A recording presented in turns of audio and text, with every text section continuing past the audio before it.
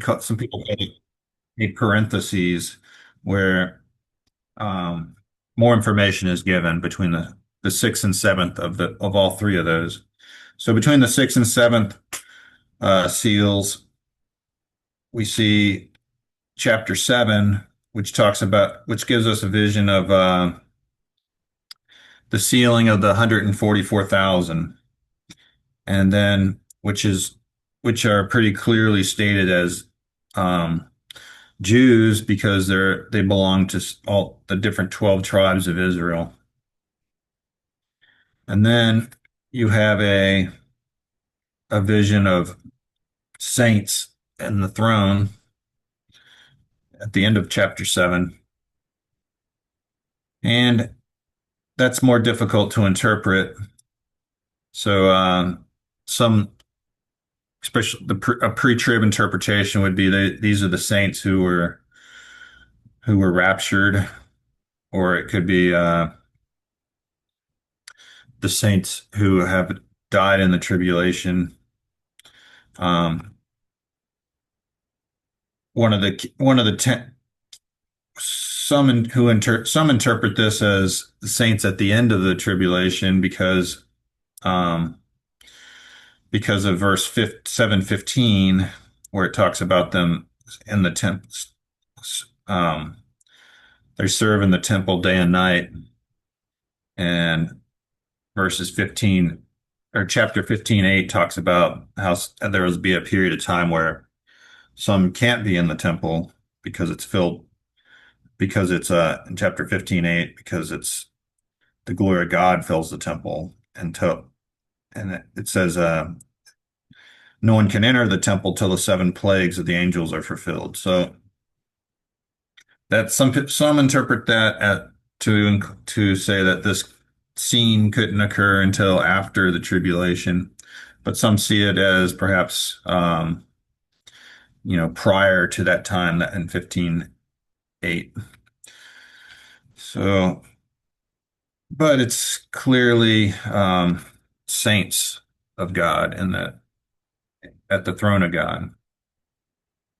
So then we see the opening of the seventh seal, which ushers in the seven trumpets, and and this is in chapter 8. And the first four trumpets are executed by angels, and then trumpets 5 and 6 are actually executed by demons.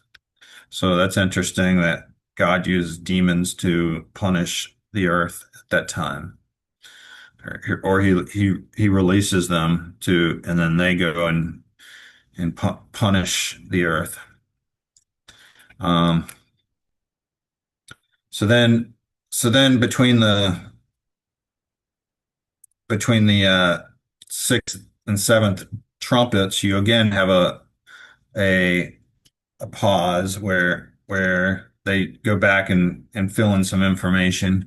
You see John um, talking with an angel in chapter 10, and he's given the seven thunders that he's not allowed to write. And so it's more some sort of revelation to John. And then he's given a book to eat. And that's it's sweet in his mouth and bitter in his stomach. So it's obviously a book of judgment that is both good and bad. Good in that it brings justice, but bad in that the pain it inflicts on the world. And then we also see the two witnesses, which uh, which are witnesses for 3.5 years, and that's likely at the after the abomination and desolation, in the second half of the tribulation. And it's pretty much agreed upon that Elijah is one of these because of the last chapter in the Old Testament says Elijah must come. But who the second person is also up for debate, and we discussed that. But they're going to have great power and they're going to be a great witness during this time. But they are eventually killed and then resurrected. So then we see that the seventh trumpet is blown, and then there's a another. Then we get into where we kind of concluded this, and when and we also saw that when this at the seventh seal and at the seventh trumpet, and we'll see in the seventh vial that's poured out, that they describe it as um, there's lightnings and voices and thunderings and earthquakes and great hail. That same that same combination is used in the seventh of all three of them. And um, so some who are more some see this as the same event, the day of the Lord, um, and there's some overlap between the seals and the trumpets and the vials, but some see this as they call it a telescoping, where they're consecutive, and it's you have the seals and then the trumpets and then the vials, and it's progressively getting worse, kind of a escalation of judgment, allowing people to repent uh, before the end. But so it's not entirely clear which is which. It's open to debate. Certainly, no one can be dogmatic on which one it is, I don't think. But but those are the different ways of interpreting it. Whether the seals, trumpets, and vials are kind of nested together, overlapping, or whether they're sequential, telescoping. And so we ended with the blowing of the seventh trumpet, and then we have this, some call it an interlude uh, of three chapters of where we get really a great deal of information about the participants in this revelation and in this tribulation. So we're starting off in chapter 12 this week, and in 12 I think is one of the most important chapters in this book, and amount and how we can get information about what's going on here.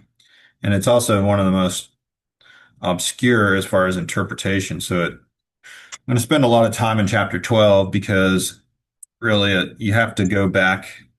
It's all tied to other scriptures, and you really have to look back to put it all together. It's sort of a puzzle. So we'll start with 12:1, and it says, and there appeared a great wonder in heaven, a woman clothed with the sun and moon, and the moon under her feet, and upon her head a crown of 12 stars. And so one interpretation of this, probably the Catholic interpretation, would be this was Mary. But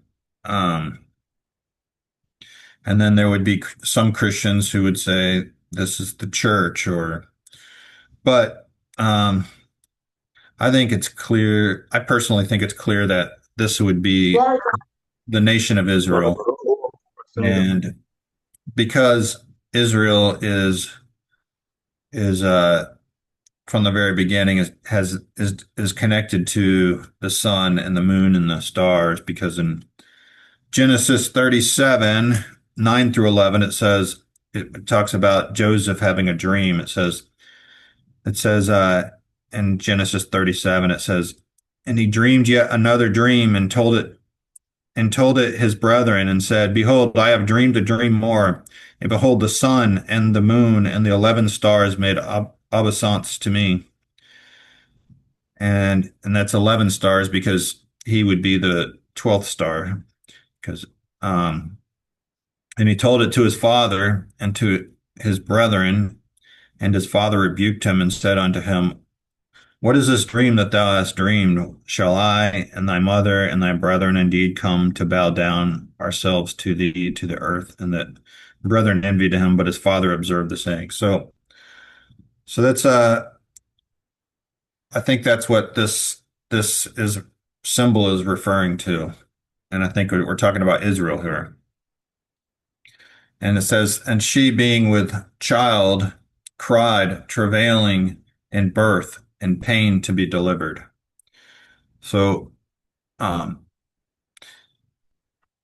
this woman we see this woman in Isaiah, in Isaiah 54, 5 and 6. It says, Israel's referred to as a woman. It says, For my maker is thine husband, the Lord of hosts is his name, and thy Redeemer, the Holy One of Israel. The God of the whole earth shall he be called. For the Lord hath called thee a woman forsaken and grieved in spirit, and a wife of youth, when thou wast refused, saith thy God. So, so the Old Testament repeatedly refers to Israel as a woman, a bride, or a as a and a woman giving birth. In Micah 4:10 says, Be in pain and labor to bring forth, O daughter of Zion, like a woman in travail. For now shalt thou go forth out of the city, and thou shalt dwell in the field, and thou shalt go even to Babylon, and there shalt thou be delivered, that the Lord shall redeem thee from the hands of thine enemies. So that's also talking about a time where Israel is suffering punishment and uh, and redemption, and it also describes her as a woman in labor. So I think that also corroborates the theory that this is referring to Israel. Now, so then we get into verse 3, where another character is introduced. It says, And there appeared another wonder in heaven, and behold, a great red dragon. So, what is this great red dragon? Um, well, I think it's Satan, and why is he great? Well, because God has actually delegated some authority to him. It said in Matthew 4, 8 through 9, it says, Again, the devil taketh him up into an exceeding high mountain. And this is when the devil is tempting Jesus. It says, And showeth him all the kingdoms of the world and the glory of them, and saith unto them, All these things will I give thee if thou wilt fall down and worship me. So much of the world is given into Satan's power at this time. And so that's why he's great. Why is he red? Well, red is the color of blood. In John 8:44, it says, Ye are of your father the devil, and the lust of your father ye will do. He is a murderer from the beginning, and abode not in the truth, because there is no truth in him. When he speaketh a lie, he speaketh of his own, for he is a liar and the father of it. So there's nothing that Satan loves more than to destroy mankind. He comes up with creative ways of killing men throughout history, and we see that today. That's why Satan loves war, uh, and he loves to destroy, and and so he's red, the great red dragon, color of blood. And why is he a dragon? Um, it's it, we see a description of Satan Ezekiel, in Ezekiel 28. It's in that it's talking about the king of Tyre, but um, it's obvious because of the context that it's more of an allusion to Satan. It says, Son of man, take up a lamentation upon the king of Tyrus, and say unto him, Thus saith the Lord God, Thou sealest up the sum, full of wisdom and perfect in beauty. Thou hast been in Eden, the garden of God. So that's Satan was there. Every precious stone was thy covering, sardius, topaz, diamond, beryl, onyx, jasper, sapphire, emerald, carbuncle, gold. So Satan was connected to beauty. And the workmanship of thy tabrets and thy pipes was prepared in thee in the day that thou was created. And thou art the anointed cherub that covereth. And I have set thee so, and thou wast upon the holy mountain of God, and thou walkest up and down in the midst of the stones of fire. So Satan has been in heaven. He's been with God. And so, and he was one of his greatest creations. And thou wast perfect in thy ways from the day that thou was created till iniquity was found in thee. So he was created perfect and probably the greatest of God's creations, really. But um, iniquity was found in him. His pride got to him. By the multitude of thy merchandise, they have filled the midst of thee with violence, and thou hast sinned. Therefore, I will cast thee as profane out of the mountain of God, and I will destroy thee, O covering cherub, from the midst of the stones of fire. So he's talking about how he's going to throw Satan out of heaven, and we'll see that in chapter 12 here, and we'll continue in as we're still in Ezekiel 28, verse 17. It says, "Thine heart was lifted up because of thy beauty; thou hast corrupted thy wisdom by reason of thy brightness. And I will cast thee to the ground; I will lay thee before kings, that they may behold thee. Thou hast defiled thy sanctuaries by the multitude of thine iniquities, by the iniquity of thy traffic. Therefore I will bring forth fire from the midst of thee, and I shall devour thee, and I will bring thee to ashes upon the earth in the sight of them that behold thee." And this is going to be fulfilled with basically what the second half of Revelation will see this. We'll see this prophecy fulfilled. All they that know thee among the people shall be astonished at thee, and thou shalt be a terror, and never shalt thou be any more. All right, so that's Satan and the great red dragon. And it says he has 7 heads and 10 horns and 7 crowns upon his heads. So, so we see what are these heads with crowns? Well, some interpret this as the 7 kingdoms that um, Satan has basically been in charge, ruled, that have been persecuted Israel. And in Revelation 17:10, it says, "And there are 7 kings, 5 are fallen, one is, and the other is not yet come. And when he cometh, he must continue a short space." So that describes the 7 kings. And when John was writing, he wrote in the midst of the Roman Empire.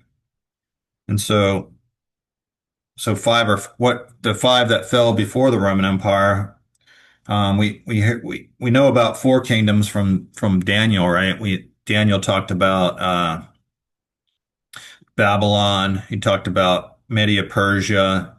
He talked about Greece, and then he talked about Rome. So that's 4. But Rome is the one that is. So that means there must be 2 more before those, and the 2 kingdoms that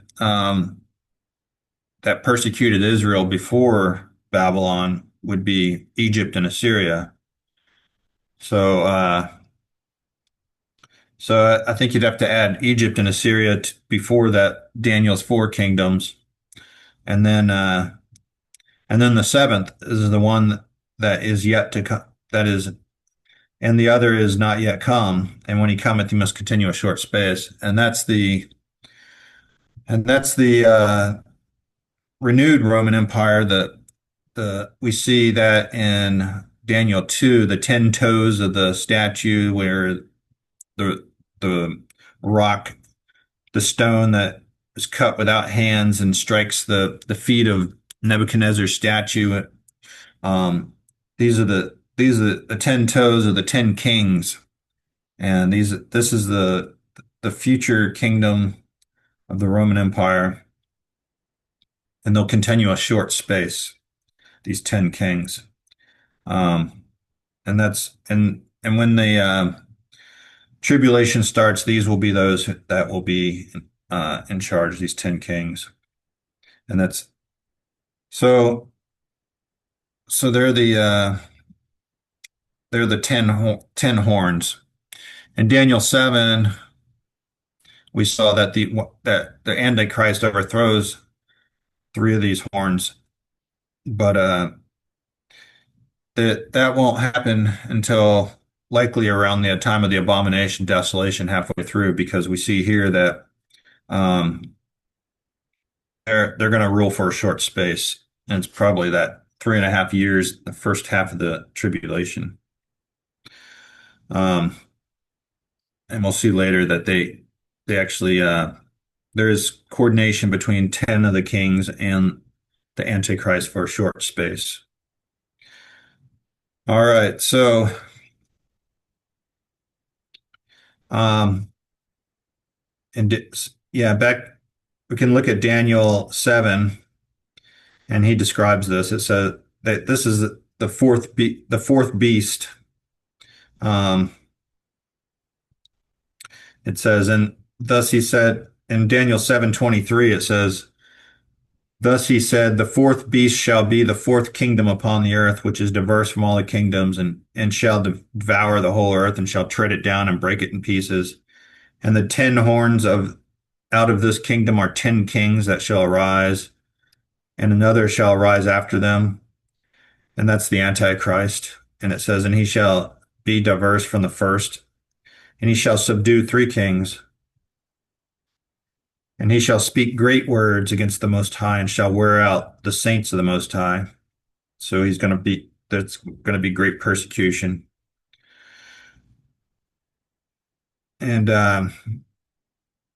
and think to change times and laws, and they shall be given into his hand until a time and times and dividing of times. So time one, times two, dividing of times, that's half, so 3.5 years. And we'll see that later in chapter 12. So this is all straight out of Daniel, and it's corroborating Daniel and expanding, giving him more information. So just like each one of Daniel's visions, uh, give more information about the previous vision. Daniel is giving more or these visions in Revelation are giving more information about what Daniel saw. So it's really, you can't interpret uh, Revelation without going back to the Old Testament. All right, so let's go to chapter 4. It says, and his tail drew the third part of the stars out of heaven, the third part of the stars of heaven, and did cast them to the earth. All right.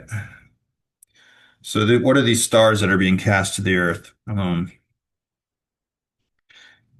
mean, we just saw stars that we thought applied to Israel, but so that's one possible interpretation, that is a third of Israel is cast to the ground.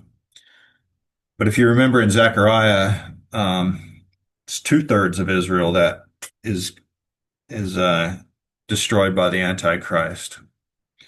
So it's more likely that these stars are the fallen angels that Satan takes with him out of heaven, the demons. Um, and these are the angels that Jude describes, and it says in Jude's verse 6, it says, in the angels which kept not their first estate, but left their own habitation, he reserved in everlasting chains into darkness unto the judgment of the day. And so Satan took some angels from heaven when he was cast down to the earth. Um, and Satan hates when he was cast down, he hates the Israel and he hates the children of God. It says in Genesis 3:15, and when in the curse, it says to Satan, God says to Satan, I will put enmity between thee and the woman, and between thy seed and her seed. And that seed is singular, as Paul pointed out, and that's Christ. And it says, and I will and it shall bruise thy head, and thou shalt bruise his heel. And so now we get into verse 5, which describes this ancient conflict between Satan and Christ. It says in verse 5, it says, and she brought forth a man child who was to rule the nations with a rod of iron, and her child was caught up unto God and to his throne. So who is this man child? Some interpret this as the church, and they'll use this verse to as a to help corroborate for the rapture. They'll say the church is caught up from God, so that. But I think it's more likely that this man child is Jesus, and so Jesus came from the nation of Israel, and so because it says because it says the child will rule the nations with a rod of iron, and I think that's pretty obvious description of Christ. In Psalms 2:7 through 9, it says, I will declare the decree, the Lord hath said unto me, Thou art my son, this day I have begotten thee. Ask of me, and I will give thee the heathen for thine inheritance, and the uttermost parts of the earth for thy possession. It says, Thou shalt break them with a rod of iron, thou shalt dash them in pieces like a potter's vessel. So that's obviously Christ, the Son of God. And it says the nation that God will give him the nations and he will break them with a rod of iron. And so this is the man child who will rule with a rod of iron. And he was caught up to God, and of course Christ was The classes as a caught up to stutter God after and the resurrection, and he ascended to God. chiesa io davvero. All right.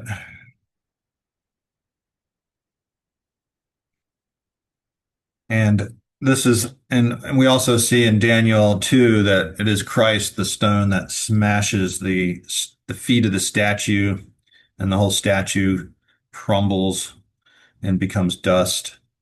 And that is Christ crushing the nations when he comes and when he comes to rule and to put down all authority that opposes him. All right, so that's the woman, the child, the dragon. Now we get into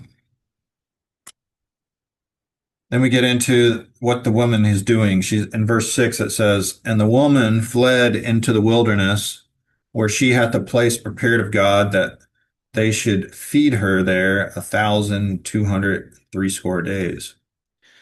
And so we've looked at how the prophetic year is 360 days. And if you divide 1,260 days by 360, that's exactly 3.5. And so it's 3.5 years. So this woman, Israel, likely flees. We've at the halfway mark, which is the abomination desolation. And so when the Antichrist reveals himself and and turns on Israel at that time, then there'll be a remnant that flees into the wilderness. So there, and there's a lot of speculation about where this wilderness is. And there was a lot of talk about it being in Petra in Jordan, just because, and really there's nothing in scripture that uh, supports that. It's just kind of a cool place in the desert with a city in the built into the rock. Yeah, you can go visit today. But but that's been a popular place to think of where the woman flees to. And there's people who actually like take supplies and hide them out there somewhere for the Jews. My personal view, and I can't be dogmatic about this, but just from what I view in Scripture, I think it's going to be in the wilderness, um, west of the Nile River. And we went over this in the Isaiah class, but just for a reminder, and for those who haven't heard this yet, um, this is just my personal interpretation. It's I've got a series of verses that seem to support Israel being in west of the Nile in the wilderness, west of Egypt. So in Isaiah 11:15 through 16, it says, "And the Lord shall utterly destroy the tongue of the Egyptian sea, and with his mighty wind shall he shake his hand over the river, and will smite the seven streams, and make men go over dry shod. And there shall be a highway for the remnant of his people, which shall be left." It says, "From Assyria, like as it was to Israel in the day that he came out of Egypt." So it says, when it talks about the remnant of Israel returning to the land, and it talks about crossing the seven streams of the Egyptian Sea, which I interpret the Egyptian Sea of being the Nile River, and the only place you can cross seven times on the Nile River is the Nile Delta, where the Nile splits off into different branches at the delta as it flows into the Mediterranean Sea. So there could be seven partings of the seas crossing the Nile Delta as they return to the land, just like there was a parting of the seas when the first time they went into the land. The Red Sea parted, and then the Jordan River also dried up for them to entering the land. Um, and then in Zechariah 10 through 12, it says, "I will bring them again out of the land of Egypt and gather them out of Assyria." And there's some ambiguity here because it talks about Egypt and Assyria. And we've talked about, that why that might be. But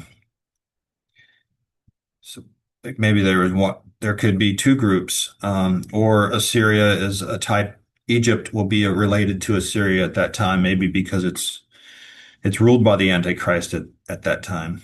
Um, so it says and it says, "I will bring them out of the land of Egypt and gather them out of Assyria, and I will bring them into the land of Gilead and Lebanon, and place shall not be found for them. And he shall pass through the sea with affliction, and shall smite the waves of the sea, and all the deeps of the river shall dry up, and the pride of Assyria shall be brought down, and the scepter of Egypt shall depart away." And so again, we see a parting of the seas and the return of Israel. And this might be an explanation of why it's called Assyria, because it's pride of Assyria, because there is no the scepter of Egypt departed away, so maybe Egypt doesn't even exist as a political entity at the time of when the Antichrist reigns. Maybe Egypt is one of the horns that is uprooted by the Antichrist. Um, when you have Egypt might be one of the horns, and when the Antichrist rules, Egypt is one of the horns that will fall. It says, "I will strengthen them in the Lord, and they shall walk up and down in his name, saith the Lord." And so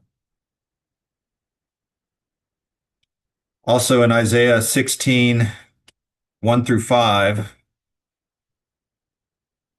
um, it says, Send ye the lamb to the ruler of the land from Selah to the wilderness, unto the mount of the daughter of Zion. It says, for it shall be that as a wandering bird cast out of her nest, so the daughters of Moab shall be at the fords of Arnon. Um, says, take counsel, execute. Right.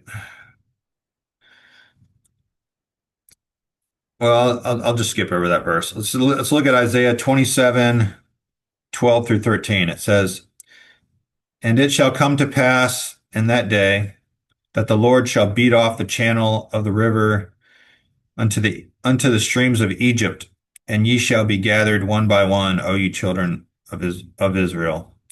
So it's talking again about Israel passing through the streams of Egypt. It says, and it shall come to pass in that day that the great trumpet shall be blown, and they shall come which were ready to perish in the land of Assyria, and the outcast in the land of Egypt, and shall worship the Lord in the holy mount at Jerusalem. So this again it's talking about the great trumpet. So that could be referring to the seventh trumpet of Revelation, and talks about Israel coming out of Egypt and crossing the streams of Egypt. And then in Hosea 11, 10 through 11, it says, they shall walk after the Lord. He shall roar like a lion. When he shall roar, then the children shall tremble from the west. So the west would be the west side of the Nile River. It says, they shall tremble as a bird out of Egypt, as a dove out of the land of Assyria, and I will place them in their houses, saith the Lord. So that's some of the verses that I found that kind of corroborate Israel being west of the Nile, rather than in Jordan. But we really don't know. And all we do know is that there will be a remnant of Israel in the wilderness at that time, and God will take care of them. Because it says, and the woman fled into the wilderness. And this is going back to Revelation 12:6. It says, and the woman fled into the wilderness where she had a place prepared to God that they should feed her there 1,263 days. So it says they will feed her. We don't know who they are. Um, Perhaps it's some people on the earth that feed her, and maybe they'll be rewarded for doing that. But it could be angels. They could be like manna from heaven, just like Israel was fed in the wilderness in Exodus. And it could be angels feeding them. We see in many places in the Bible where angels feed people. So, but we know that they're going to be fed in the wilderness and they're going to be cared for. So that's the woman in the wilderness. And now we see the theme changes and we see a war in heaven. It says, in verse 7, says, and there was a war in heaven, and Michael and his angels fought against the dragon, and the dragon fought against the angels, and prevailed not, neither was there a place found any more in heaven. And a great dragon was cast out, that old serpent called the devil and Satan, which delivereth the whole world. And he was cast out into the earth, and his angels were cast out with him. And so this describes a war in heaven. We see this, perhaps this is the war that's described in Isaiah 12 verse 7 and 9, or verses or actually I'm sorry, it's Isaiah 14 12 through 15. It says, how art thou fallen from heaven, O Lucifer, son of the morning? how art thou cut down to the ground, which didst weaken the nations? For thou hast said in thy heart, I will ascend into heaven. I will exalt my throne above the stars of God. I will sit I will sit also upon the mount of the congregation in the sides of the north. I will ascend above the heights of the clouds. I will be like the Most High. Yet thou shalt be brought down to hell, to the sides of the pit. So this is another description of Satan's fall. And he says, I will exalt my throne above the stars of God. And perhaps those stars represent Israel. He wanted to exalt himself above Israel, rule Israel. Um, so we see this war. And then it's in verse 10, it says, in Revelation 12:10, it says, and I heard a loud voice saying in heaven, now is come salvation and strength and the kingdom of our God and the power of Christ. For the accuser of our brethren is cast down, which has accused them before God day and night. So he's called the accuser of the brethren. And we see this in Job, where in Job 1, 6 through 12, it talks about um, Satan coming before God and talking about Job and accusing Job of only loving the Lord because of all that the Lord gave him. And so God allowed Job to suffer to prove him because of the accusations of Satan. And then and then in Job 2, Satan again accuses Job. And so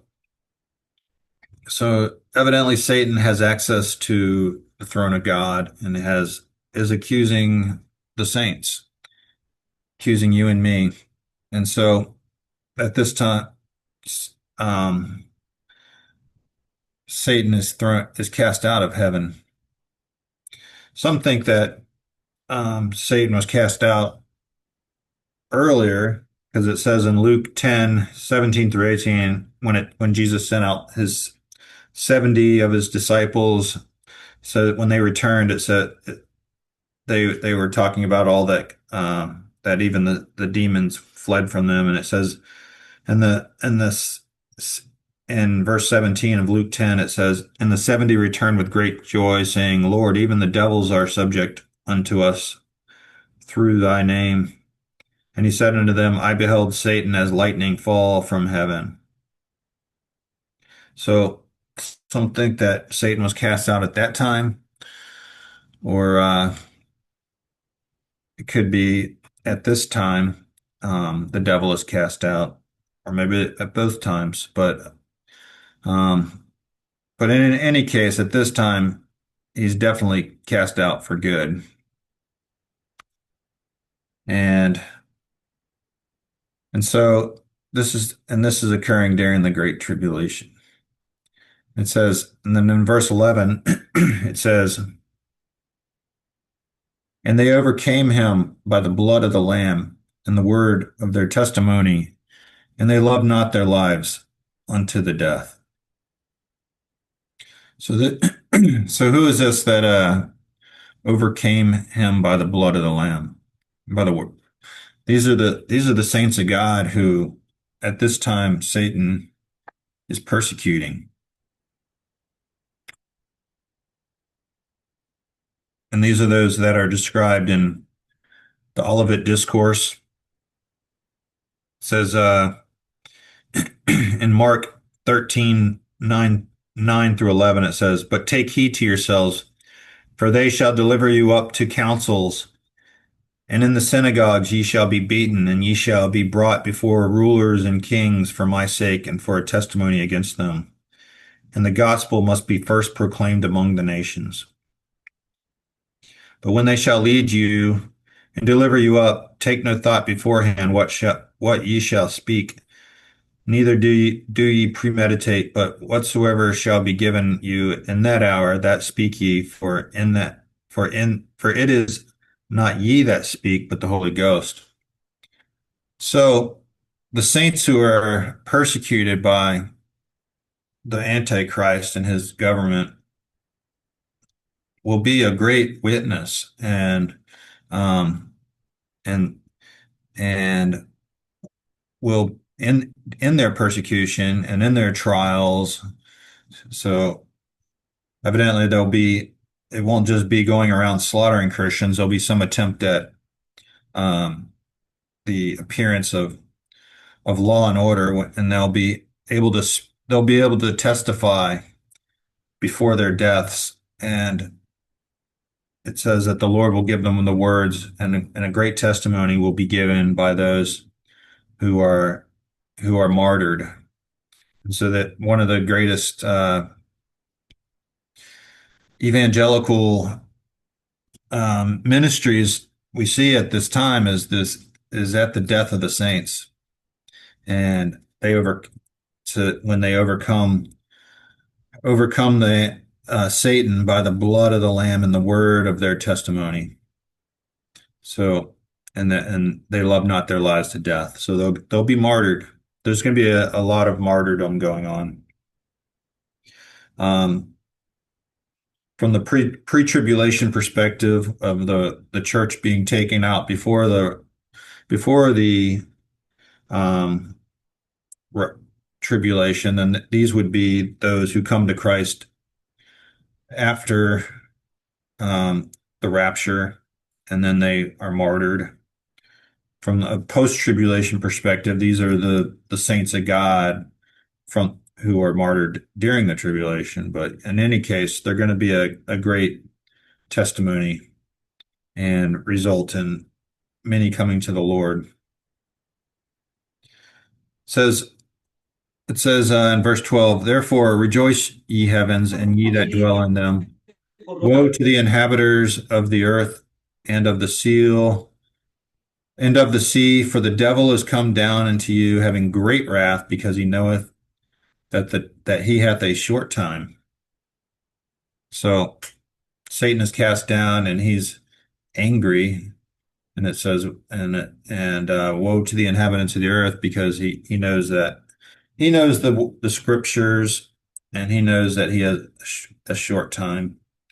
So, and that short time is kind of similar to in the Olivet Discourse.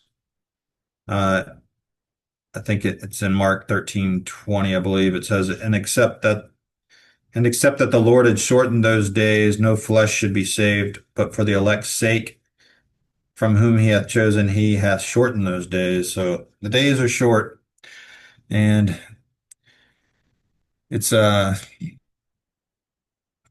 it's we don't know exactly when this falls out, but it's probably no more than 7 years and no less than 3.5 years. Um, the time that Satan's cast out of heaven, and he turns his wrath on the saints and on the Jews. And it says, and when the dragon saw that, in verse 13, it says, and when the dragon saw that he was cast unto the earth, he persecuted the woman which brought forth the man child. And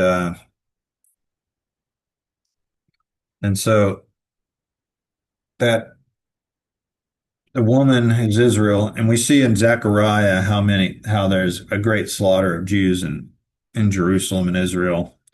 And it even says in Zechariah that 2/3 of Israel will be killed at that time. And currently I believe there's about 30 million Jews in Israel, so that would be 20 million Jews. So, and then it says, um, and he'll also persecute whatever Christians he can find at that time. And so, but he's going to really turn on the Jews. And that's probably the time of the abomination of desolation. And it says, and to the woman, in verse 14, it says, and to the woman were given two wings of a great eagle, that she might fly into the wilderness, into her place where she is nourished for a time and times and half a times from the face face of the serpent, and that's the same. So that this wings of a great eagle is reminiscent of Exodus. In Exodus 19:4, it says, "Ye have seen what I did unto the Egyptians, how I bare you on eagle's wings and brought you unto myself." So that's talking about when the Israel fled Egypt and the parting of the Red Sea, and they were provided for in the wilderness. And so this is the same imagery given here, and it says they might fly into the wilderness. And so, it says in that same verb is used in Mark 13:18. It says, "And pray ye that your flight may not be in the winter." So that's interesting. Um, that they're talking about flying into the wilderness. And the times, and half a times, that's the same verbiage that was used in Daniel, and it's describing 3.5 years where the woman hides in the wilderness. And then it's interesting that it says that it seems like the Satan will actually try to destroy Israel in the wilderness somehow by a flood. It says and the serpent cast out of his mouth water as a flood after the woman, that he might cause her to be carried away by the flood. So what is this flood? Um, there's a couple possible interpretations.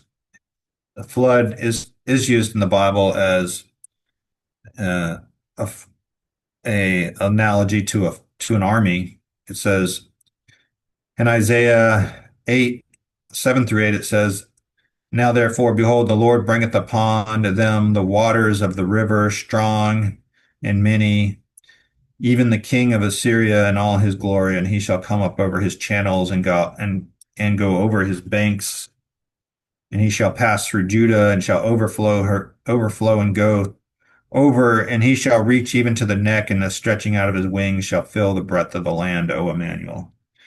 So that's a description in Isaiah of Assyria, the king of Assyria, destroying Israel, and using the analogy of a flood. And so, but then, and also in Ezekiel 38:22, it says, "And I will plead against him with pestilence and with blood, and I will rain upon him and upon his bands and upon many people that are with him, and overflowing rain and great hailstones and fire and brimstone." So it's talking about a overflowing rain, a flood, and executing judgment. Um, so these are some descriptions of armies being used as a flood, but it could be an actual literal flood of water. And it says, "And the earth helped the woman, and the earth opened her mouth." This is in verse 16. "And the earth opened her mouth and swallowed up the flood which the dragon cast out of his mouth." So this is not the first time we've seen the earth open and swallow. Uh, it's because in Numbers 16 we see um, in the rebellion of Korah that God it says that in Numbers 16, in verse 31, it says, "And it came to pass, as he had made an end of speaking all these words, the ground clave asunder that was under them, and the earth opened her mouth and swallowed them up and their houses and all the men that appertained unto Korah and all their goods." So we see the earth just swallowing up Korah and his families and closing again as if they were never there. And so so this is something that we've seen in the Bible. So perhaps if they were near west of the Nile, perhaps the Antichrist might try to redirect the Nile or something to try to flood out Israel if he suspected where they were, and and maybe God would send the earth to swallow it up. But and we actually see scriptures talking about the Nile being dry. I don't have it marked, but but that is in there. So, so that's one possibility too. But it's an interesting verse, this verse 15 or verse 16, swallowing up the flood. And then it says, and the dragon was wroth with the woman and went to make war with the remnant of her seed, which keep the commands of God and have the testimony of Jesus Christ. So these would be the remnant of the saints on the earth that he's trying to martyr as many as possible. And so that's chapter 12. A very important chapter, also a very controversial chapter in its interpretation. But made an effort to try to break it apart for you here. Any questions about chapter 12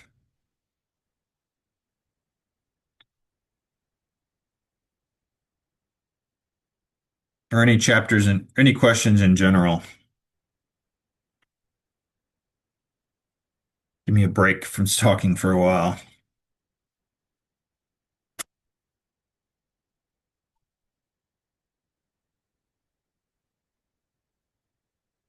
All right. So, so we this interlude between um, the opening of the seventh of the blowing of the seventh trumpet and the pouring out of the seven vials of wrath of God. It's has three chapters of it, and that chapter 12 is just the first one. So now we get the second chapter that is in this break between the descriptions of judgment. Uh, Kind of takes a step back, and because Revelation is not chronological entirely.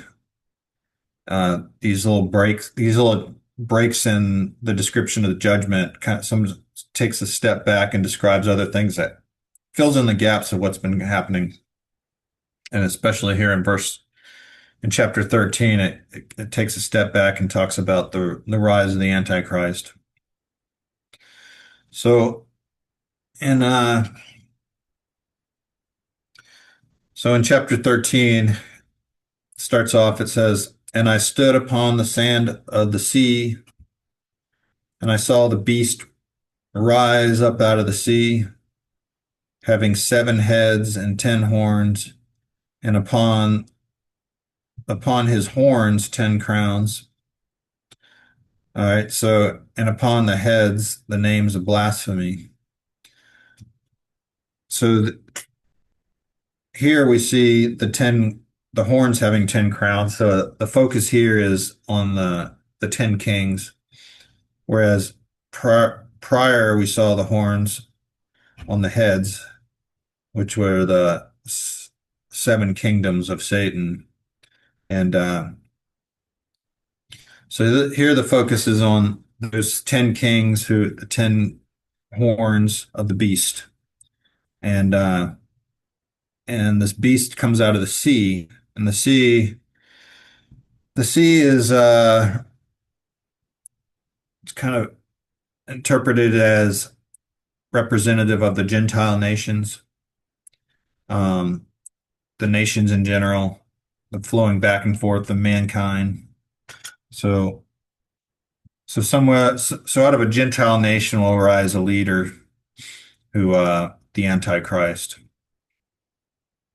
and and uh, and so, and he's gonna his name upon the heads of will be the names of blasphemy. So they're what really just sets them apart is their blasphemy against God. There's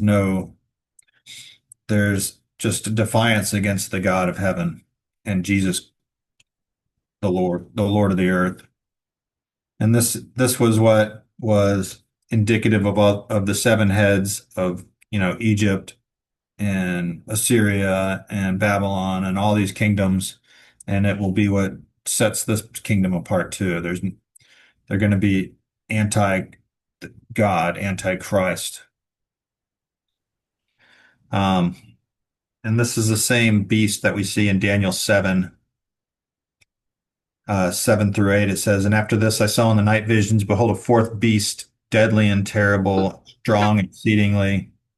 And it had great iron teeth, and it devoured and brake in pieces and stamped the residue with the feet of it, and it was diverse from all the beasts that were before it, and it had 10 horns." So this is the same beast of Daniel 7. And and the beast which I and then verse 2 of chapter 13 it says, "And the beast which I saw was like unto a leopard, and his feet were as the feet of a bear, and his mouth as the mouth of a lion. And the dragon gave him power, and his seat his seat and great authority." So these are the same animals, the same that describe the kingdoms in Daniel 7. So you had let's go back and look at that.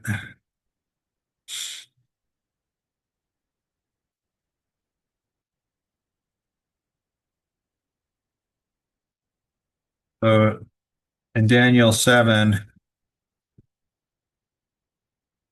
you had in Daniel 7 it describes the three beasts.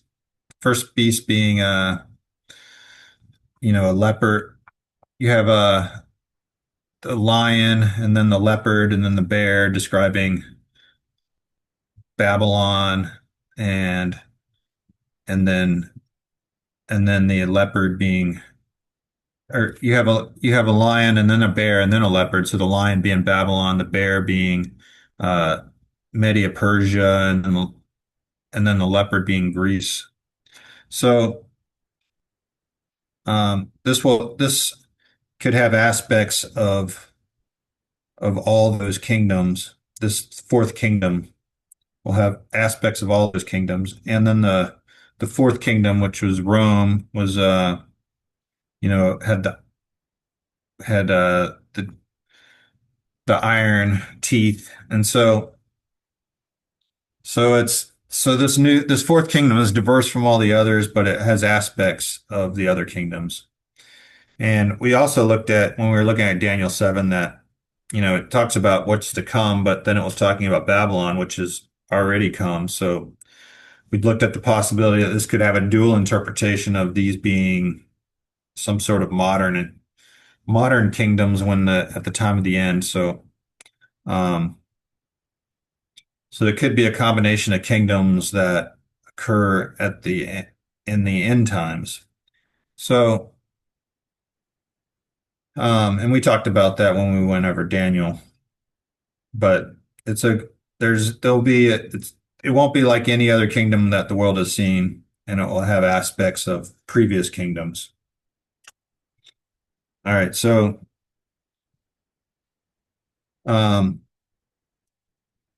where were we at? It says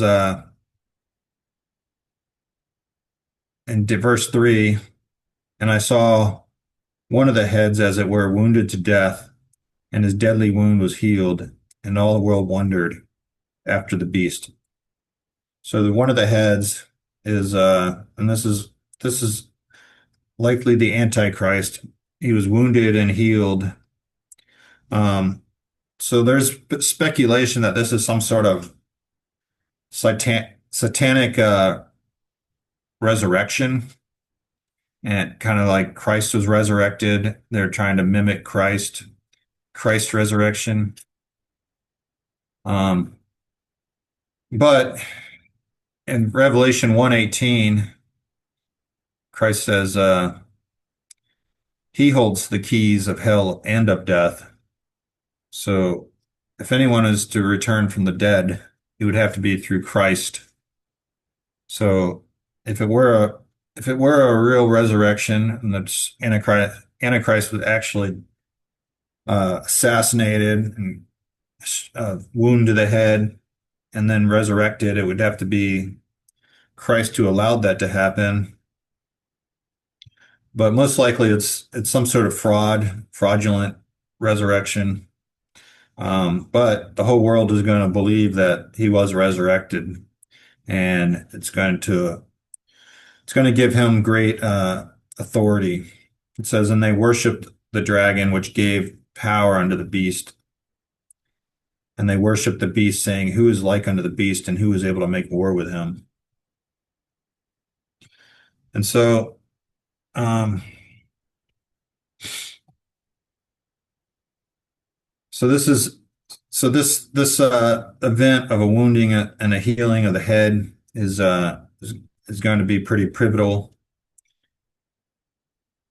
It kind of reminds me of what happened in America here, where in the middle of our elections, our president was shot in the ear, and it really kind of rose his stature among a lot of people because of the way he responded to that. But something similar to that is going to occur.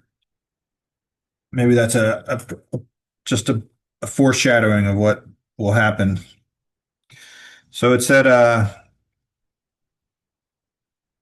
another reason why some people think that this is a resurrection of the Antichrist, because in Revelation 17:8 it says, "And the beast that thou sawest was and is not, and shall ascend out of the bottomless pit, and go into perdition. And then and they that dwell on the earth shall wonder, whose names were not written in the book of life from the foundation of the world, when they behold the beast that was and is not and yet is." So that's reminiscent of the same terminology that was used in Revelation 1:18, where it says, "I am he that liveth and was dead, and behold, I am alive." And so it's kind of parallel verbiage, and that verse describes Christ's resurrection. So that's why some think this is an antichrist resurrection, but I personally think it's more likely a fraudulent resurrection. So so so then in verse 4 it talks about how Satan is going to empower the beast, and he's going to have great power. That in Daniel 8:24 through 25 it says, and his power shall be mighty, but not by his own power, and he shall destroy wonderfully, and shall prosper in practice, and shall destroy the mighty and holy people. And through his policy he shall cause craft to prosper in his hand, and he shall magnify himself in his heart, and by peace shall destroy many. And he shall stand up against the prince of princes, but he shall be broken without hand. So that's a description of Daniel about the Antichrist. And another description in Daniel is Daniel 11:36 through 39. It says, "And the king shall do according to his will, and he shall exalt himself and magnify himself above every god, and shall speak marvelous things against the God of gods, and shall prosper till the indignation be accomplished. For he that is determined shall be, for he that is determined shall be done. Neither shall he regard the God of his fathers, nor the desire of women, nor regard any god, for he shall magnify himself above all. But in his estate shall he honor the God of forces. And a God whom his fathers knew not shall he honor with gold and silver and with precious stone and pleasant things. Thus shall he do in the most strongholds with a strange God whom he shall acknowledge and increase with glory. And he shall cause them to rule over many, and shall divide the land for their gain." So he's having a God that no other people before him have worshipped. It's going to be basically going to set himself up as God and Satan up as God. And so it says, in verse 5, it says, "And there were given unto him a mouth speaking great things, and blasphemies and powers were given unto him to continue 42 months." So 42 months is 3.5 years, just like the 1,260 days we just read. And it says in verse 6, "And he opened his mouth to blaspheme against God, to blaspheme his name and his tabernacle and them that dwell in heaven." So, so this we see this. This is going to be one of the great marks of the Antichrist is his blasphemy against God. In Daniel 7, verse 25, it says, "And he shall speak great words against the Most High, and shall wear out the saints of the Most High, and think to change laws, and they shall be given into his hand, until the time of till times and times and dividing a time." So that's very similar verbiage as we see here. And it says, in verse 7, it says, and he was of Revelation 13:7, it says, "And he was given unto him to make war with the saints and to overcome them, and power was given him over all kindreds and tongues and nations." So this confirms what Daniel says about the Antichrist giving power over the saints to destroy them. But like we saw, they're going to have a great witness in their deaths. And this verse also talks about the global power of the Antichrist because he's going to have power over all kindreds and all tongues and all nations. So so the Antichrist is going to rule the world as no man before him has done. It says, "And all that dwell on the earth shall worship him, whose names are not written in the book of life of the Lamb, slain from the foundation of the world." So all non-Christians will worship him. It says, "If any man has ear, let him hear. He that leadeth into captivity shall go into captivity." And who's going to lead into captivity? I think that could be the leaders of the apostate church. Their religious leaders will lead the world into captivity. "And he that killeth with the sword must be killed with the sword." And that's going to be the governments who will be destroying the earth, the armies. They'll destroy with the sword and they'll be killed with the sword. Here is the patience and the faith of the saints. All right. So the saints who are alive at that time will have great patience and faith because of the suffering that they'll have to endure. All right, so now we get into 13:11. I'll read out. It says, "And behold," this is a whole nother character we're getting into here. Um, this character is also Antichrist, but it's distincted from the first Antichrist. It says, "And I beheld another beast coming up out of the earth." And the first Antichrist we saw came out of the sea, and this one comes up out of the earth. And some think that the earth, when it's rather than the sea being the Gentile nations, perhaps this character will actually be a Jew because it's coming out of the earth. He had two horns like a lamb and spoke as a dragon. And the two horns of the lamb is the Christ. So some will think that perhaps this is a false Messiah. The Jews will recognize as this Antichrist as the Messiah. And anti has two translations. It could be interpreted as against, but also it could be interpreted instead of. So the first Antichrist, the beast that came out of the sea, is against Christ. He speaks blasphemy against Christ. This beast coming out of the earth instead of Christ. He's going to be try to replace Christ as a Messiah, perhaps to the Jews, and perhaps many Jews will at the time recognize this false prophet to be their Messiah. But he's going to be speaking the word spoke as a dragon, and he's not going to be speaking the words of God. He's going to be speaking the words of Satan. It says, and he exercises all the power of the first beast before him, and causes the earth and them which dwell therein to worship the first beast, whose deadly wound was healed. And he doeth great wonders, so that he maketh fire to come down from heaven on the earth and in the sight of men.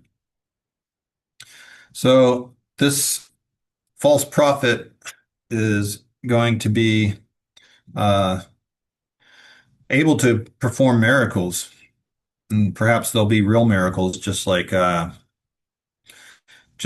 priests um, that Pharaoh had were able to perform some of the miracles that Moses performed, but not all of them. So in that case, we saw satanic miracles performed, and perhaps in this case as well, there'll be satanic miracles performed, signs and wonders that will convince people that this is Christ when he's really the Antichrist. And so that's why Christ begins his Olivet discourse with the warning, do not be deceived, because this this Antichrist will be an attractive person. He'll seem like a peaceful religious person. And so he'll deceive the many in the apostate church. He'll deceive many Jews. So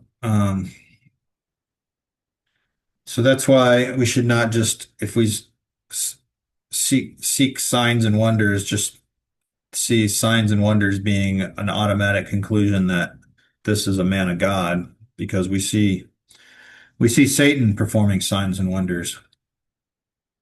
So we should test the spirits. All right, so why do I call him the false prophet? Because that term is used later in Revelation in verse Revelation 16:13. It says, and I saw three unclean spirits like frogs come out of the mouth of the dragon, and out of the mouth of the beast, and out of the mouth of the false prophet. So we already saw the dragon, and then we saw the beast rise out of the sea. So that would make the beast that comes out of the earth a false prophet. So this is sort of an unholy demonic trinity, just like you have the Father, the Son, and the Holy Spirit. You have the dragon, the beast, and the false prophet, mimicking God. And we all and so this this this this false prophet will establish a one world religion. In verse 14, it says, and he deceiveth them that dwell on the earth by means of those miracles which he had power to do in the sight of the beast, saying to them that dwell on the earth, that they should make an image of the beast which had the wound by a sword and did live.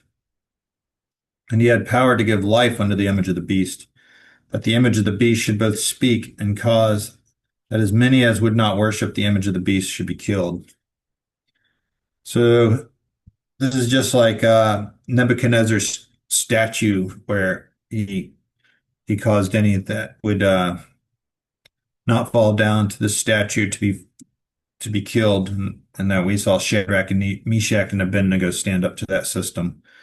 But the same idea will be here, where there'll be a an image of the image of the beast, and those who do not fall down to it will be killed. And um, at this point, um, this this this is likely after the setting up of the abomination of desolation. In fact, this image may be the actual abomination of desolation because it could be set up in the temple of God, the rebuilt temple in Jerusalem. And so, and at that time, all other religions will be destroyed. And we'll see that later in the description of in chapter 17 and the description of the fall of Babylon, that the worldly system, other worldly systems besides the Antichrist that were opposing God will be destroyed, and only the Antichrist and worship of him will be allowed to exist. So we'll backtrack in chapter 17 and see how this is accomplished. But right now we're seeing that the Antichrist is setting himself up as God. And there'll be an image that somehow this image will actually speak. And um, with all that we're seeing change in the world these days so rapidly, it used to be kind of uh, it seemed unreal that an image could speak, but now with AI and all this, it doesn't seem too far-fetched that the image will speak. And in fact, with AI, people are already setting up false religions based on AI, based on saying that the knowledge of all humankind is more that you can ask questions to and speak back to you is more worthy of worship than, the religions that exist. So you already have some people who are worshiping a image that speaks to them. And if the Lord tarries, this type of thing will only get more and more real and deceptive. So, so that's the image of the beast, and it says, "Here is wisdom. Let him that." This is in verse 18. Actually, let's go back um, to verse 16. It says, "And he causes all, both small and great, rich and poor, rich and poor, free and bond, to receive a mark in their right hand and on their foreheads, and that no man might buy or sell save he that hath the mark, or the name of the beast, or the number of his name." So not only is there a one world religion, but there's going to be a one world economy, and it's going to be based on this religion. So this mark will likely be a sign of submission to to the God to the Antichrist to even receive this mark. But if you don't get the mark, you won't be able to buy or sell, which make life almost impossible. And you and so And it says, "Here is wisdom. Let him that hath understanding count the number of the beast, for it is the number of a man, and his number is 600, six score and six." And so what that means is your guess is as good as mine, but there's an infinite amount of hypotheses about what the number 666 means. But we'll find out in those days. So, but it's related to the mark of the mark of the beast. And that mark will be on the forehead or the right hand. So there's going to be a one world religion. There's going to be a one world government. Um, so it's going to be a very rough time for those who stand up for Christ in those days. But it's going to get even rougher for those who actually do submit to the Antichrist later on. Their their relief from oppression won't last very long. Um, all right. That's chapter 13. Any questions on chapter 13?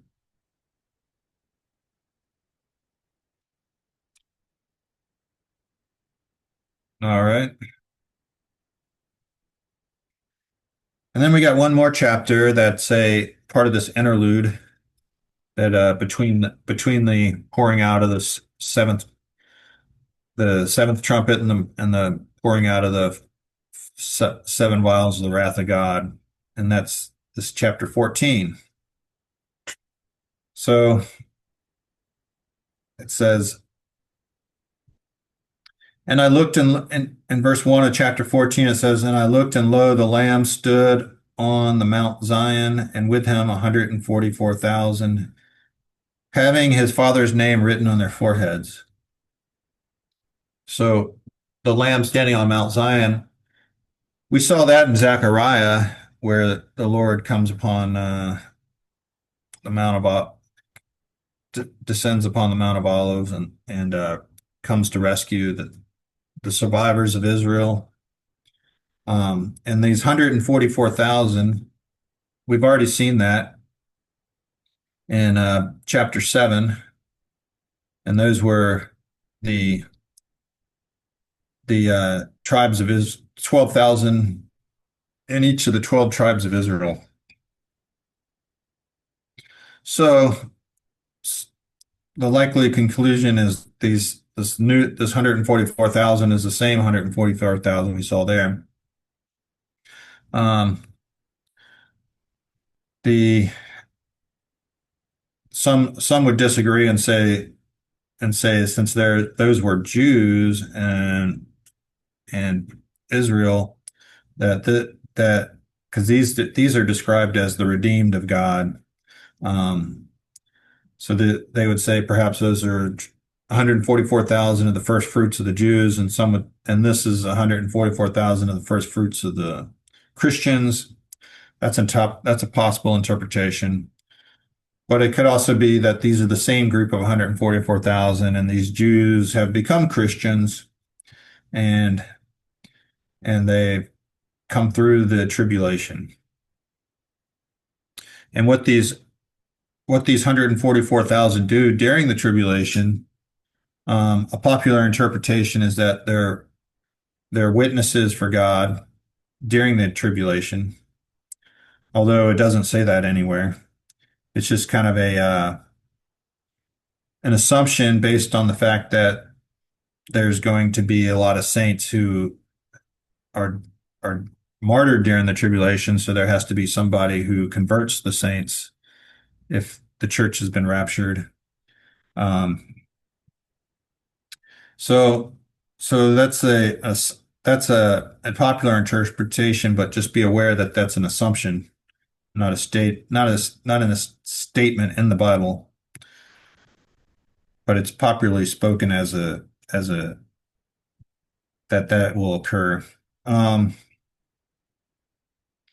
says so they have the names of their father written on their forehead, and it says, and I heard a voice from heaven as the voice of many waters and as the voice of a great thunder, and I heard the voice of harpers harping with their harps, and they sung as it were a new song before the throne and before the four beasts and the elders, and no man could learn that song but the 144,000 which were redeemed of the earth. So the scene here is before the throne of God. So so so that's another difficulty, but tying these 244,000, because the 144,000 of chapter 7 are on the earth, and 144,000 in chapter 14 are before the throne of God. So either they're different 144,000s, one being Christians who are before the throne of God, and the other 144,000 Jews on the earth. But but it could be that the throne, this is after the tribulation and the throne of God is on earth at this time. So these are the difficulties of interpretation of this 144,000. And it says, but it says, and they sung as it were a new song before the throne and before the four beasts and the elders, and no man could learn the song but the 144,000 which were redeemed from the earth. These are they which were not defiled with woman, for they are virgins, and these are they which followed the Lamb whithersoever he goeth. So this says, and these were redeemed from among men, being the first fruits of God and to the Lamb. So there's it's this is the first fruits is tied to the festivals of the Old Testament and Leviticus, and where you have two different feasts that bring the first fruits to get to present to God, and one feast is I'm not an expert on these feasts, but there's one where it's the grain harvest. They bring the grain harvest, and then the other is the wheat harvest, and they bring the the first fruits of the wheat harvest. So, and there are different times in the year, um, and we'd have to go back and study those, and I think it's in Leviticus where they talk about these feasts of the first fruits. But I think this is what it's referring to, and because it's talking about the first fruits to God, and that these are Christians because they're redeemed, and they're all, and the assumption is that they're all men because they're not because it says they're we're not defiled with women, for they are virgins. And so perhaps like Jeremiah in Jeremiah 16, 1 through 4, Jeremiah is told to not take a wife. It says, and the word of God in Jeremiah 16 says, in verse 1, it says, and the word of the Lord came also unto me, saying, thou shalt not take thee a wife, neither shalt thou have sons or daughters in this place. For thus saith the Lord concerning sons, and concerning the daughters that are born in this place, and concerning their mothers that bear them, and concerning the fathers that begot them in this land. They shall die of grievous deaths, and they shall not be lamented, neither shall they be buried, but they shall be as dung upon the face of the earth, and they shall be consumed by the sword and by the famine, and their carcasses shall be meat to the fowls of heaven and for the beasts of the air. So the time of Jeremiah was a very rough time, and so God commanded him not to marry and to have children. And perhaps the tribulation period will be such a rough time that God will also put it in the hearts of these men not to marry. And so, um, so that could be a reason why they are all virgins. And so these are the 144,000. It says, and in their mouth was found no guile, for they are without fault before the throne of God. So there's some sort of group of people that God has really um, sanctified and caused to be the people that He really desires on the earth. And so I don't totally understand what this 144,000 is, and I don't think anyone really does. But they're there, and that they're there for our interpretation. Does anyone have any comments for that? Questions? Better insight than I have?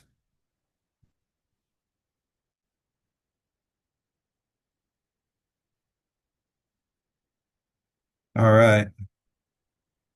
So then we have another harvest of the earth. It says, and I will, in verse 6, it says, and I saw another angel fly in the midst of heaven, having the everlasting gospel preach unto them that dwell on the earth, and to every nation and kindred and tongue and people. So it says there's an angel flying proclaiming the gospel. Whether this is a literal angel flying and proclaiming the gospel, or this is an allusion to something else, I don't know. But the gospel is going to go out to the whole world at this time. But I don't think there will be very many left that will listen. Says it says the angel says in verse 7, saying with a loud voice, "Fear God and give glory to him, for the hour of his judgment is come, and worship him that made heaven and earth and the sea and the foundations of the waters."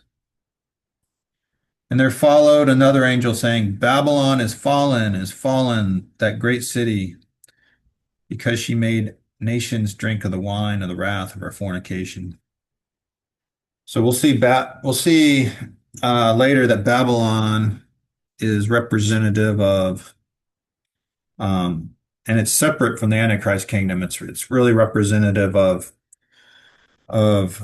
the apostate church, really, and and the and the material uh, world, all the powers of the world which exist today.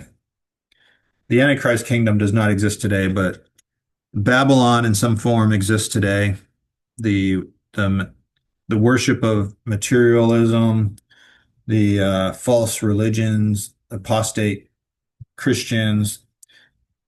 This is all wrapped up in Babylon, and so the repetition of Babylon is fallen is fallen.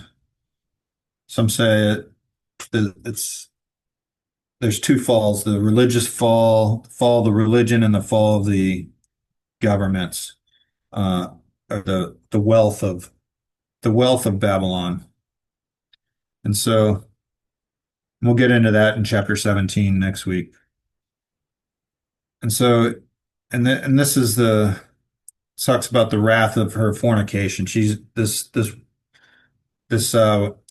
ways of the world, of the world's religions, the world's economies, is what makes the world drunk in fornication not only in the moral sense but in the religious sense, and that people uh just like in Ezekiel, you see that in Ezekiel a lot, where it talks about Israel being a harlot with other nations because they worship other gods. And so that's what this is alluding to. And then there's another angel, a third angel following them, saying with a loud voice, "If any man worship the beast and his image and receive his mark on his forehead or in his hand, the same shall drink of the wine of the wrath of God, which is poured out without mixture into the cup of his indignation, and he shall be tormented with fire and brimstone in the presence of the holy angels and in the presence of the Lamb." So it's very clear here, if you do take the mark, that there's no turning back.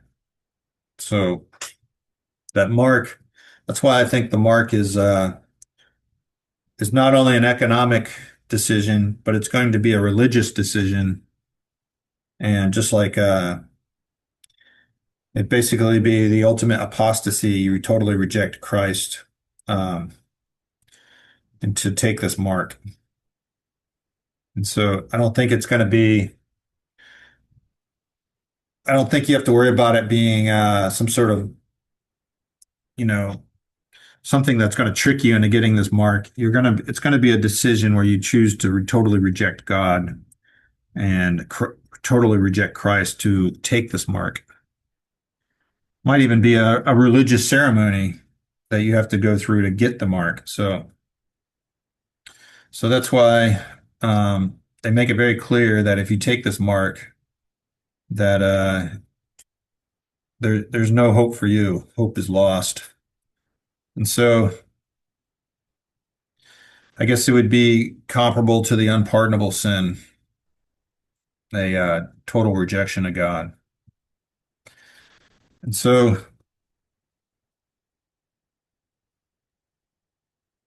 and it goes on in verse 11, it says, "And the smoke of their torment ascendeth up forever and ever, and they have no rest day nor night, who worship the beast and his image, and whosoever receiveth the mark of his name." So they're going to take the mark, hoping to get some relief, to get be part of the scheme, the world scheme, so that they can continue with life. But it's not going to bring them peace. It says they'll have no rest day or night, those who worship the beast in his image. Here is the patience of the saints. Here, here are they that keep the commandments of God and the faith of Jesus. So even then, there'll be some who have to um, continue uh, to resist this. There'll be saints who would continue to resist uh, Satan. Perhaps they'll be hidden somewhere in there, and God will be protecting a certain portion of Christians at that time. But it seems like most will be martyred, but at that time.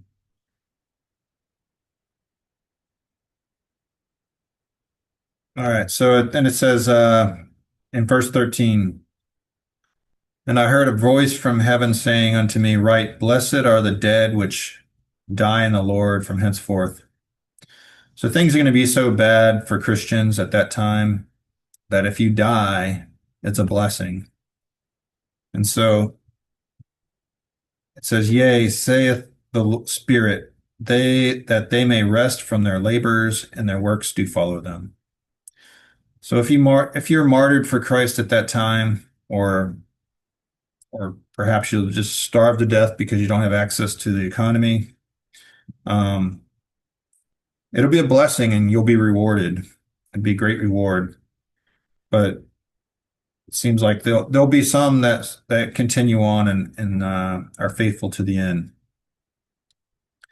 It says, "And I looked, and behold, a white cloud, and upon the cloud one sat like unto the Son of Man, having on his head a golden crown, and in his hand a sharp sickle."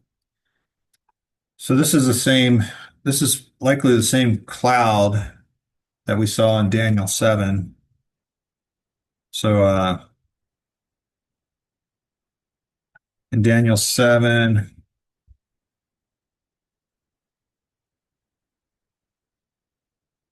in verse 13, it says, "I saw in the night visions, and behold, one like the Son of Man came with the clouds of heaven, and came to the Ancient of Days, and they brought him near before him." So we've seen this cloud before, and the cloud is Christ coming in the clouds. So this is the harvest of the saints that remain, and we know that the from Thessalonians that the dead in Christ will rot. Well, if if it, from a pre-trib perspective, if you're this would be the harvest of whoever's still alive who was saved after the rapture. From a post-trib perspective, this would be uh,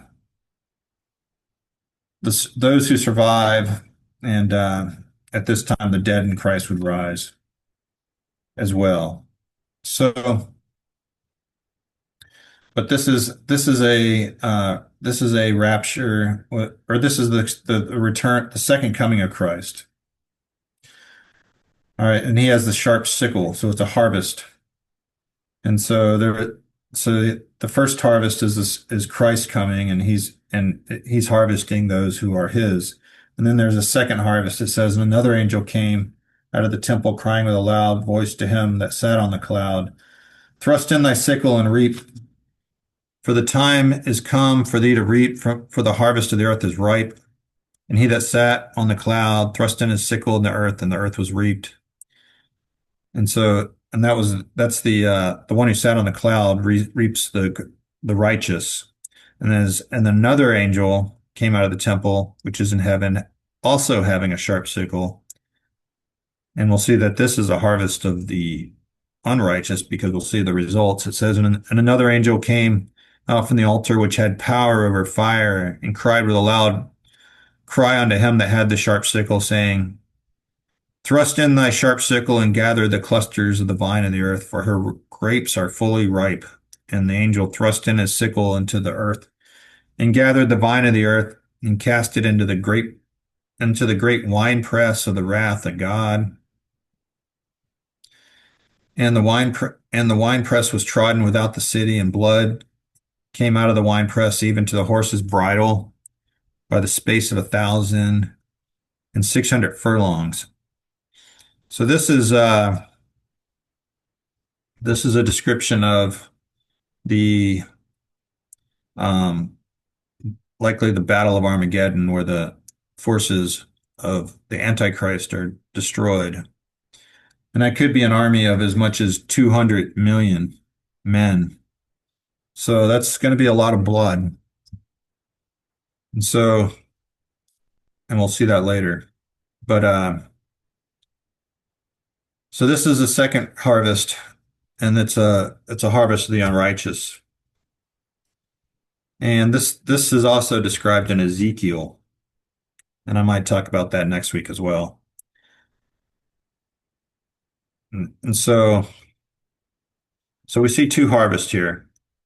So it's kind of reminiscent of Matthew 13, 24 through 30. It says, another parable put he forth, saying, The kingdom of heaven is likened unto a man which sowed good seed in his field. But while men slept, his enemy came and sowed tares among the wheat, and went his way.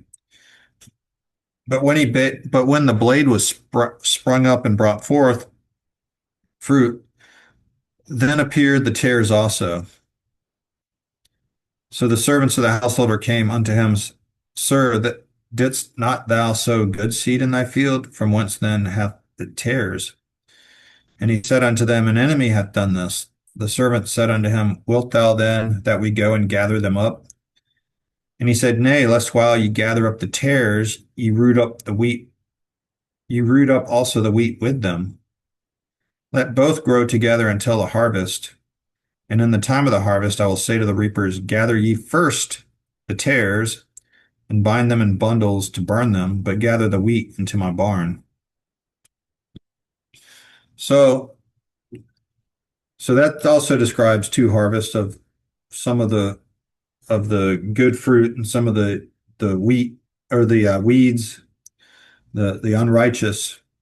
And so, but the difficulty with that is in this harvest, it's first it's the tares, and it's pretty clear. It says first harvest the tares and gather them in bundles and burn them, and then gather the wheat. But here in Revelation, we see that first it's the fruit that's gathered, and then it's the tares. So, um, so how do we reconcile that? We do also it could this is talking about it says it's talking about the kingdom of heaven. So, we also get into later in Revelation we see that this is we go into the millennial kingdom, and we're not done with sin and death. So perhaps this parable is talking about the final harvest at the end of the millennium. That's just one thought I had. Um, so so I just think that that's interesting that the order is reversed, and I can't say exactly why, but it's something for you to contemplate, think about. And so, there's other parables that this relates to, but we're out of time. Um, does anyone have any questions?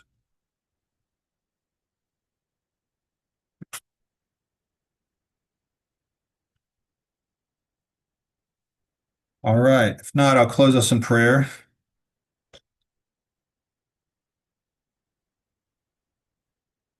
Lord, thank you for this, for giving us your word and for giving us these amazing words of revelation to give us hope for the future.